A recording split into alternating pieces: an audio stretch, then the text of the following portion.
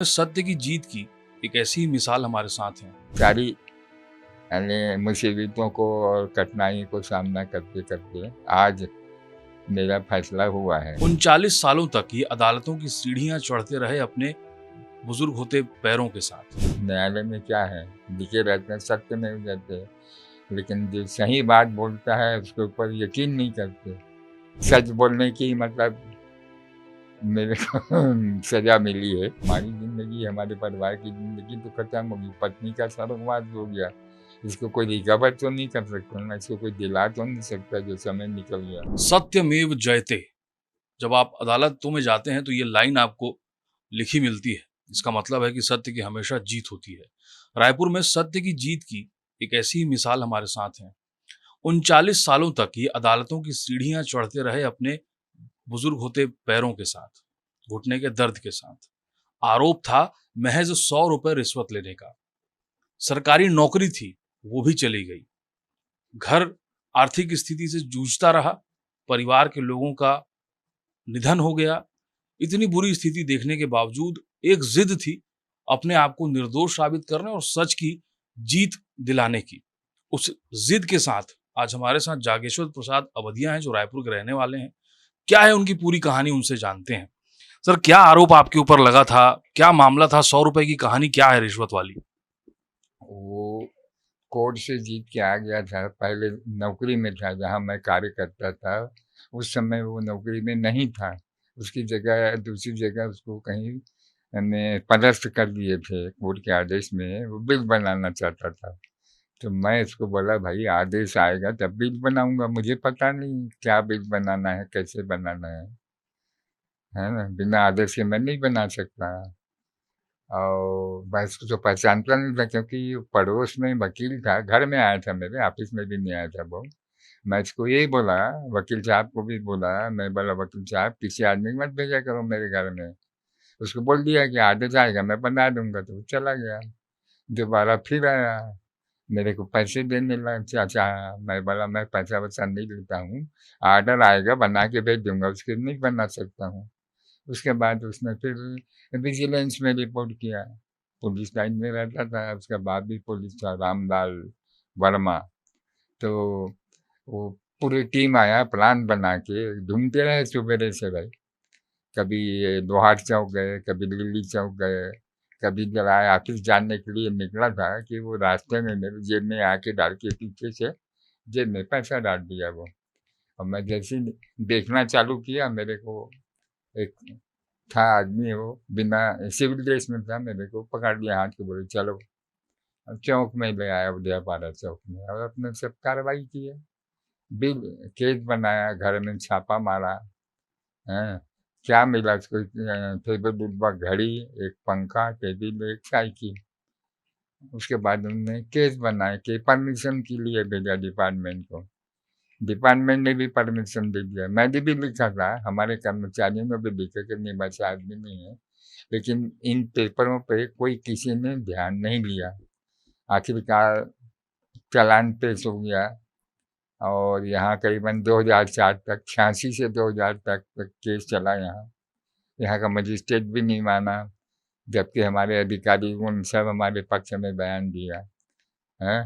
वो बोले high court में बात करना है सब बात में। तो फिर हाई कोर्ट गया। फिर अभी जाके मेरे अदालत का आज 29 साल के बाद फैसला हुआ। ये सच बोलने की मतलब मेरे को सजा मिली है। सत्य जो मैं जैसे बोल रहे हैं ना, सच बोला, सच काम किया।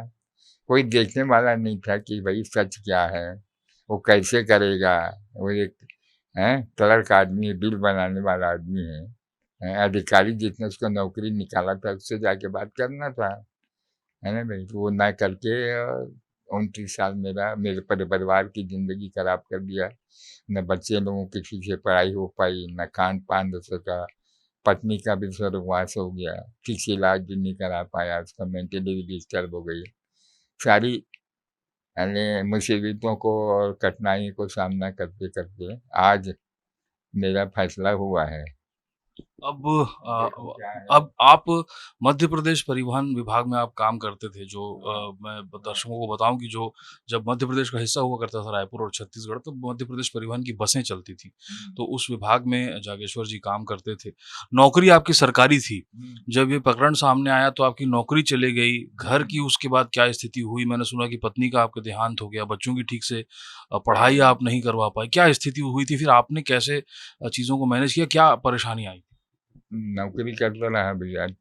जहाँ नौकरी मिलती थी वहीं मैं नौकरी करते रहा। प्राइवेट नौकरी में 8 घंटा 10 घंटा 12 घंटा ड्यूटी करके चलाते रहा जब तक मेरी शारीरिक स्थिति ठीक थी, फिजिकल फिटनेस है।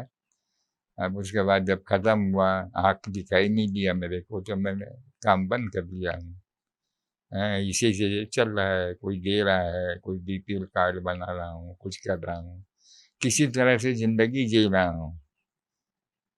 स्थिति खराब है, अभी भी पता नहीं पैसा देगी डिपार्टमेंट कि नहीं देगी, ये मेरे चिंता लगी है। स्थिति अगर सुधार, जो 29 साल मेरे गुजर गए, जो भी मेरा परिवार की जो दुर्गति हुई, मेरी दुर्गति हुई, वो तो हो ही गई, उसको तो कोई वो नहीं कर सकता है। अब रह गया विभाग को कि विभाग मेरा पैसा दे दे, मेरा पेंशन दे, जिससे मैं आगे की ज़िंदगी जो भी बची हुई है अपने ज़िंदगी से जी सकूँ। ये आप निर्दोष साबित हुए और हाँ, ये साबित हुआ कि आपने वो 100 रुपए की रिश्वत नहीं ली थी। लेकिन उसके बाद भी एक दुःख तो है, क्योंकि इतना समय बीत गया और आर्थिक रूप से आप पीछे हुए। वो दुःख तो है, आपकी आँखों में दिखता है। नहीं, सबसे बड़ी चीज़ क्या है, परिवार। अब देखो ना, बच्चों को ठीक से पढ़ा नहीं सका, पुस्तक नहीं, कॉपी नहीं, फीस नहीं, हैं, पुस्तक, कॉपी, फीस नहीं, एक से परेशानी होना, ठीक से पढ़ाई भी नहीं कर पाए। आज इसीलिए इसको ना कई जगह अप्लाई किया, लेकिन नौकरी भी नहीं मिल पाई, है ना भाई। इसलिए सारी झंझटों, सारी परेशानियों से ज़िंदगी गुजार रहा हूँ, और पता नहीं कब तक चलेगा ये ज़िंदगी। क्या चाहते हैं आपकी अदालतें या जो सिस्टम है, कहीं न कहीं सिस्टम में अधिकारी या कर्मचारी जो रहे, जो जिन पर जाँच का ज़िम्मा था, देखिए, नहीं वो सब बताने गड़बड़ वाला, हुआ और फिर सबसे स्थिति अधिक आपको तो ये स्थिति जीनी पड़ी। बनाने वाला केस में मिस्टेक किया, जिसको न डिपार्टमेंट के जो परमिशन देने वाले अधिकारी उसने देखा, और न ही क्या नाम से कोर्ट ने उसको उस पर ध्यान दिया। उसने अदालत में, मैं बता रहा हूँ, अदालत में लिख दिया है, बोलता है कि वो उन्होंने परमिशन दिया, आपको लाभ नहीं मिलता है। मैं जो उन्होंने गवाही बनाया था केस बनाने के बाद, उन लोगों को वो छोड़ दिया, क्योंकि केस वहीं खत्म हो जाता वो। तो उसको मैंने बुलवा के उनके बयान कराया, तो उसको माना नहीं कोर्ट ने, नहीं तो यहीं केस खत्म हो जाता। तो कोर्ट में भी है मिस्टेक, न्यायालय में क्या है, लिखे रहते हैं, सत्य में हो जाते हैं, लेकिन जो सही बात बोलता है उसके ऊपर यकीन नहीं करते। गवाही के पे चलता है कि पेपर और कागज डॉक्यूमेंट्स, है ना। तो वो नहीं माना उसको, और यहाँ भी काफ़ी दिन लग गया। 2004 का मैं अपील फाइल किया हूँ, अभी 2025 में हुआ है, समझ लो, है ना भाई। 21 साल समझ लो निकल गया मेरा। तो कहने मतलब हमारी ज़िंदगी, हमारे परिवार की ज़िंदगी तो खत्म हो गई, पत्नी का स्वर्गवास हो गया। इसको कोई रिकवर तो नहीं कर सकता ना, इसको कोई दिला तो नहीं सकता जो समय निकल गया। अब रह गई हमारे बकाया पैसे का, उसको कम से कम डिपार्टमेंट को चाहिए कि हमको देना चाहिए। यहाँ बैठे है CIDC में मिस्टर, उसको मैं बोला भी था, गया था तभी, है ना भाई। लेकिन देखो अब क्या है कैसा है।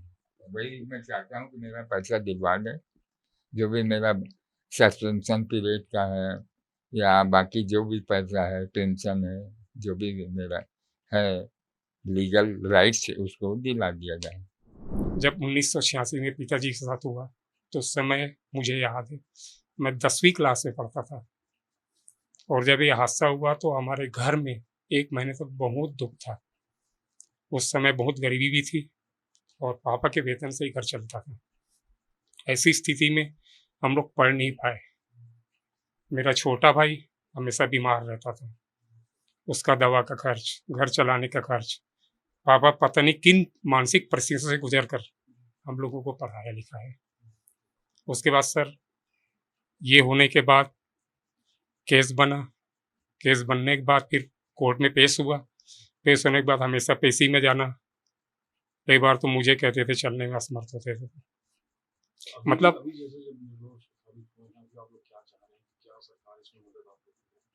अभी हमारा कहना सिर्फ इतना ही है भैया कि हमारे पिताजी को तुरंत राज्य परिवहन में जितनी उनकी राशि है, ईपीएफ में जिनकी राशि जमा हुई है, वहाँ जाने पर उन्होंने कहा, ईपीएफ कमिश्नर से हमारी बात हुई, मैं स्वयं गया था पिताजी के साथ।